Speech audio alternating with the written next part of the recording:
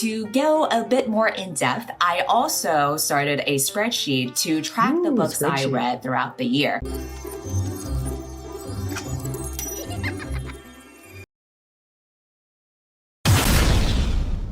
Hello mortals, I am the Booktube Goddess, the #1 Booktube drag queen on YouTube.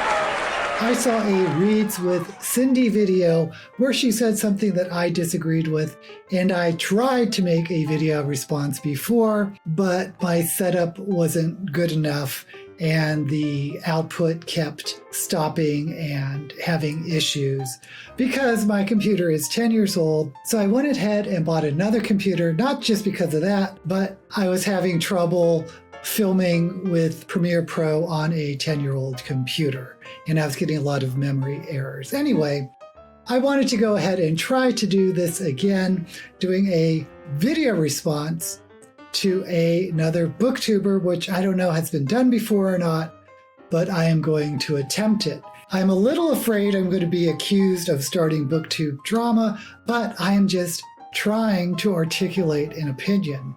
I'm just imagining Cindy talking about this busted drag queen coming for her, and then I'd get canceled because her channel is much bigger than mine. But I just wanted to go ahead and do it anyway to see how it goes. And do you like my new hairstyle? It's my first time wearing this particular hairstyle, and if you like it, please let me know down in the comments below. So let's do it. I guess the lesson is everybody needs to get laid, not just me. Everyone needs to get laid. Today I'm going to be talking about my year in review when it comes to reading and also my YouTube channel. I did a similar type of video last year. I know some people were asking on whether I would do it this year, and I am. First, we're going to look at my year in books according to Goodreads. In the year 2019, I read 24,429 pages across 78 books. That is a lot of books. What a fucking nerd. In the previous year, I read 59 books. So I actually read a lot more this year. The crazy thing is, I know in the year of 2020, I'm gonna read way more because with my new job, my commute is about an hour long on the train to get there and then get back. So I wanna get so much reading done and just be a giant colossal nerd. Honestly, I'm looking forward to That's very true. I do a lot of my reading commuting to work. And the longer the ride, the more you get read.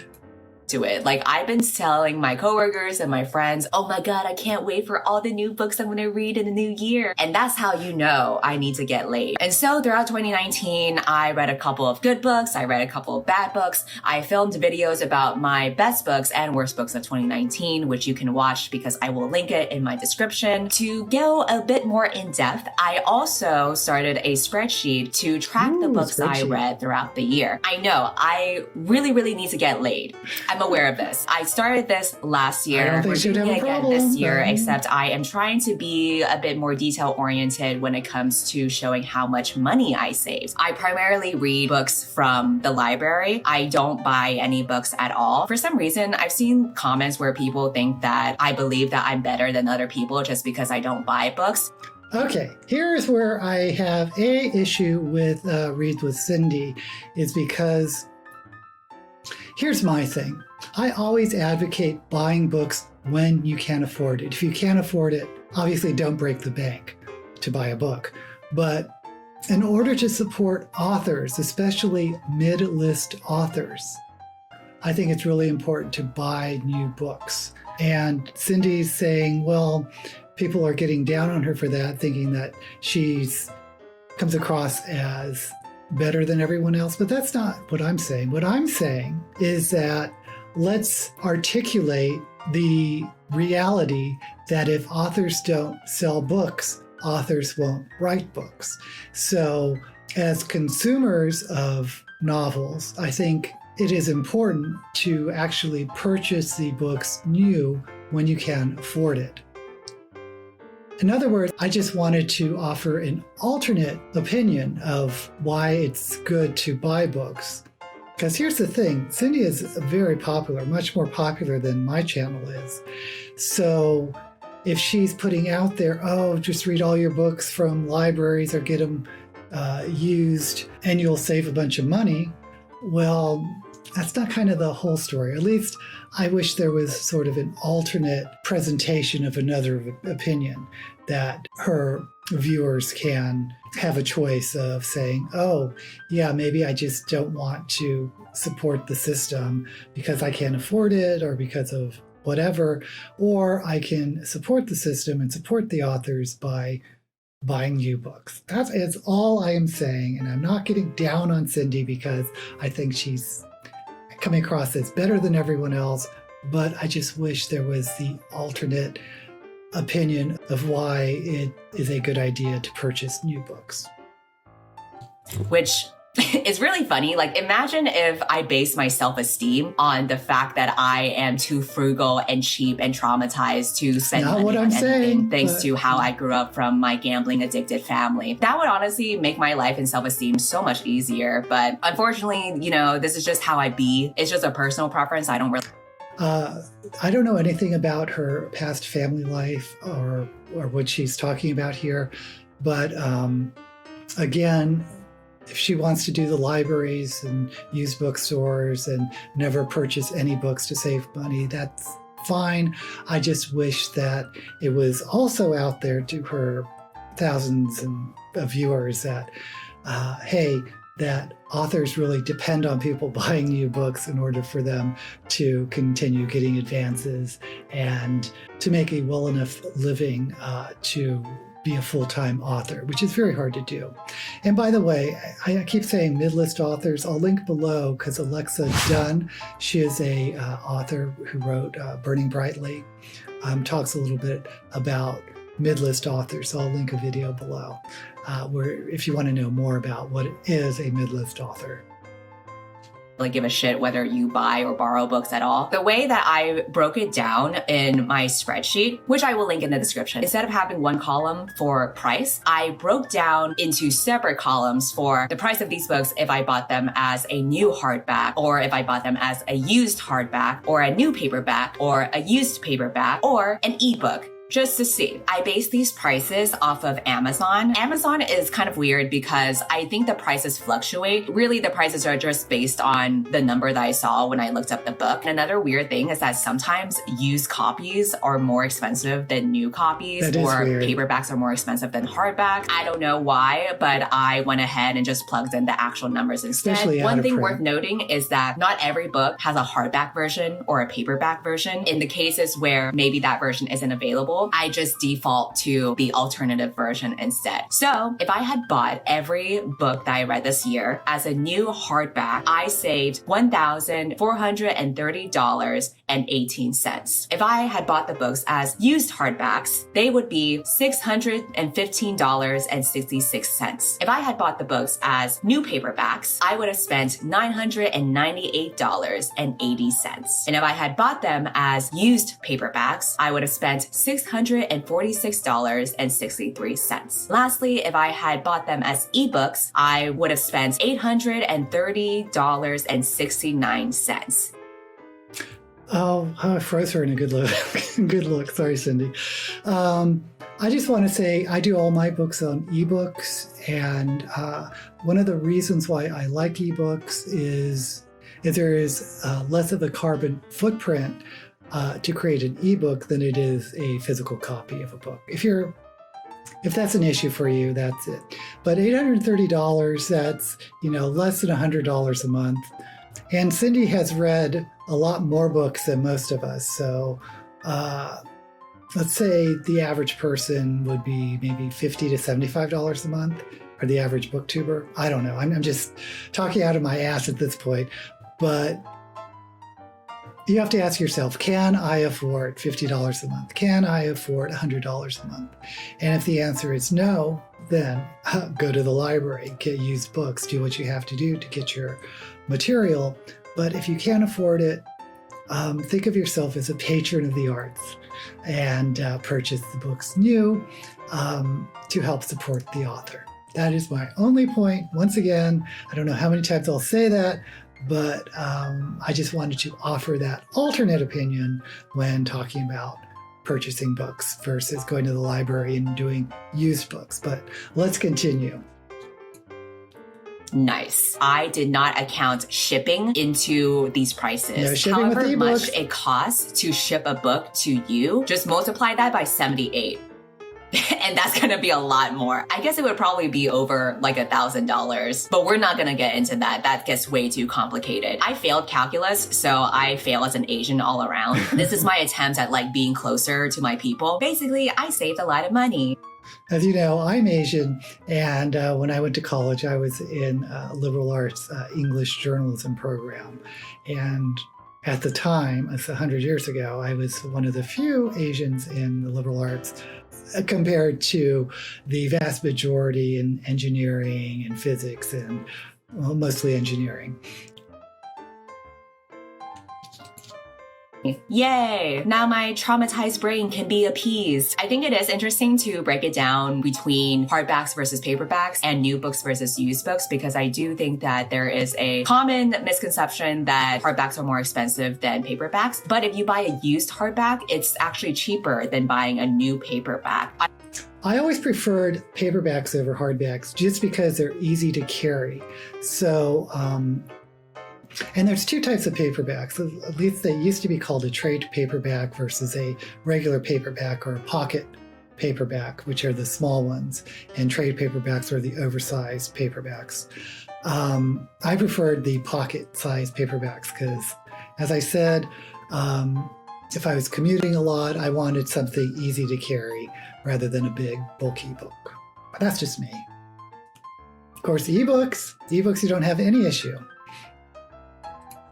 I hope these stats are useful for anyone considering on utilizing the library more, or at the very least considering what is the financial difference between buying a book new versus buying a book used. Out of these 78 books, I actually borrowed 58 library books, so that rounds up to 74%. The rest of them were either gifted or obtained elsewhere. There were some books I borrowed from a friend. There was one book that I got my workplace to buy for me. There were 3 books that I got gifted from Simon Teen or Penguin Teen. There were 2 books I read in a bookstore, but they were picture books, so hopefully I don't look that much of an asshole for doing that. I actually...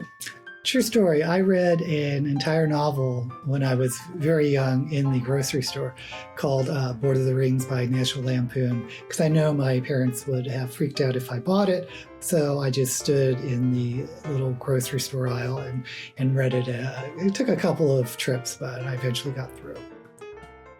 Did technically buy 2 books this year. The first book was Make Time, which is a nonfiction book. Even though I originally borrowed it from the library, I ended up having to pay a fine to replace the book because I had put that book next to my windowsill, and then there was a rainstorm that happened and the book ended up being damaged, and I owed $25 to the library, which is actually more expensive than how much Amazon has listed the book. I logged onto my library website one day and I tried to reserve a book, and I found out that they blocked me. I was honestly more hurt by this than if anybody on Twitter had blocked me. I immediately had to pay the $25 I owed in order to be granted access back to the library. What was interesting is that I tweeted about what happened. There was this whole discourse that happened where people were like, how could she owe so much money to the library? How could she rack up all these fines and be so irresponsible? It's so hypocritical because she's promoting these libraries. People were calculating about how many days I could have been late to return a book in order to rack up so many fines like this and be blocked from the library. Other people were saying that I just made up that tweet so that I could get a bunch of retweets and likes. I just damaged one book because there was a rainstorm and then I had to pay for it. That should be expensive. I just thought it was weird that so many people were annoyed by my hypothetical library habits and just running off of assumptions for that. I guess the lesson is everybody needs to get laid, not just me. That's really the thing that I learned about Booktube and the book community this year. People get so fucking pressed about other people's bookish habits, whether they like a book or whether they spend money on a book.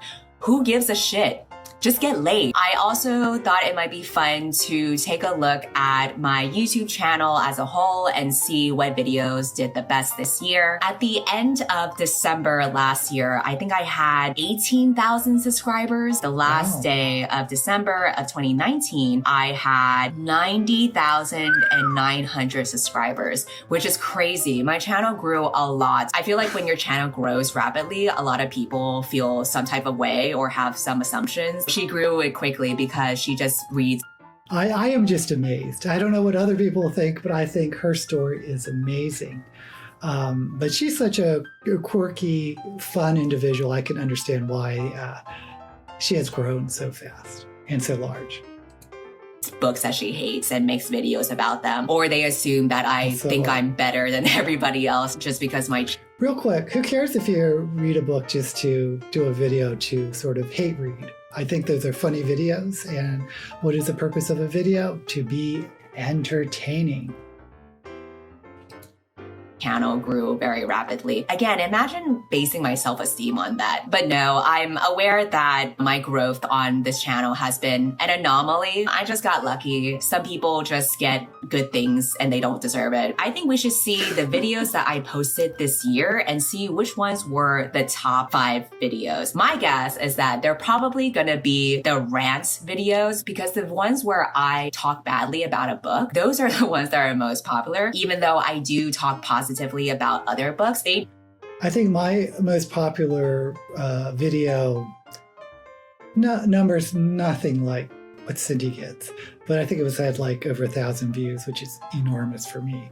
Was sort of a rant video of Red, White, and Royal Blue. It wasn't like a really strong rant, but I had rant in the title, and for some reason people watch it. So.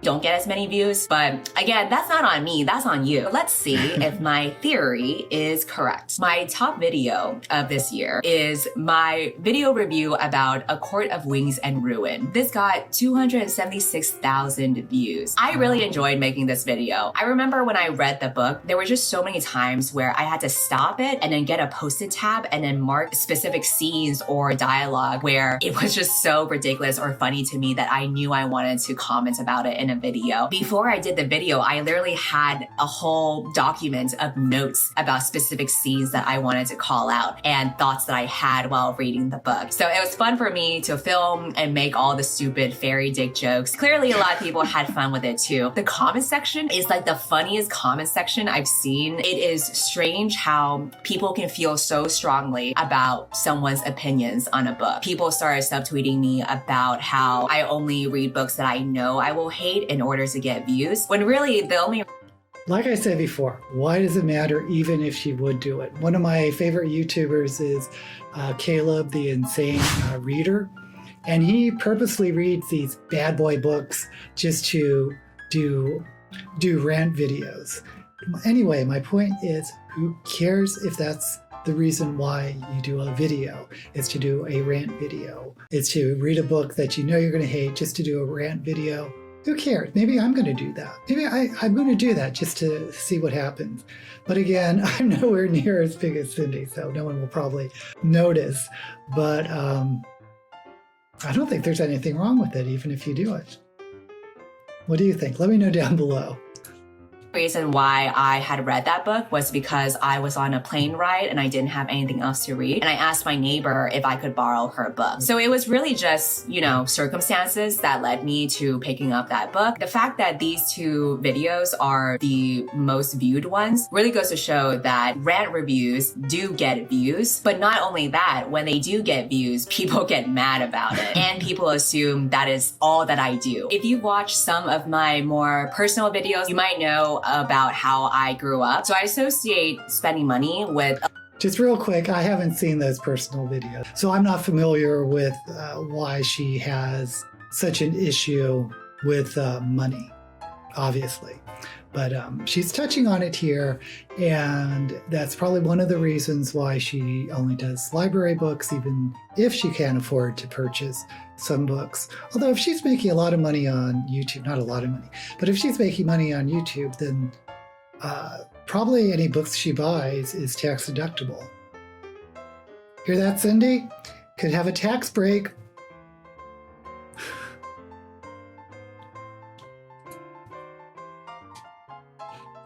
a lot of stress. As a result of my extreme frugality, I did sketchy things like that. Now that I've paid off my loans, I'm trying to get better at this where I don't have such an unhealthy attitude towards money. It's clear to see that even though most of the reactions were positive, when a video gets bigger, there's always negative reactions to it and people will kind of get nitpicky about certain things that you say or do. That's just something that this year I am learning to accept. When you show a little bit of yourself on the internet, people will put a microscope on that little thing that you show and Okay, I just want to reiterate that the reason why I'm doing this video, or one of the reasons why I'm doing this video, is that it's fine and good to tell your thousands of viewers, oh, you can save all this money by just going to the library and never buying new books.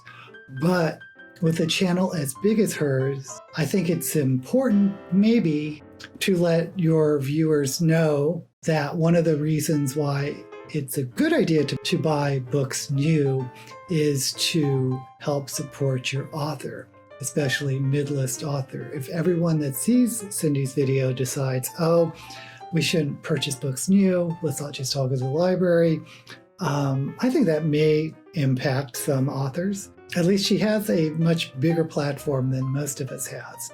So I just wish that she would offer the counterpoint. Well, hey, I'm really frugal because of X, Y, and Z, and you can be frugal too, especially if you can't afford to buy books. But hey, authors make their money only if you buy your book new. At least in the United States. I forget what the law is called, but if you buy a book secondhand, the author gets nothing. I'm not sure how that is in other countries, but that is definitely how it is in the United States. So I'm just trying to advocate educating people on why it might be a good idea to buy new books, at least once in a while, and again, only if you can afford it. Assume whatever they want to assume, and that's okay. Thank you for sticking around with me throughout the year, and thank you for leaving Cindy. all these really funny or sweet comments. Even if you leave hate comments, I feel like that encourages me to be more self-reflective as well. So I appreciate all the engagement that I've had throughout the year. Before I end this video, I do have to say that this video has been sponsored by Skillshare. Skillshare is an online learning.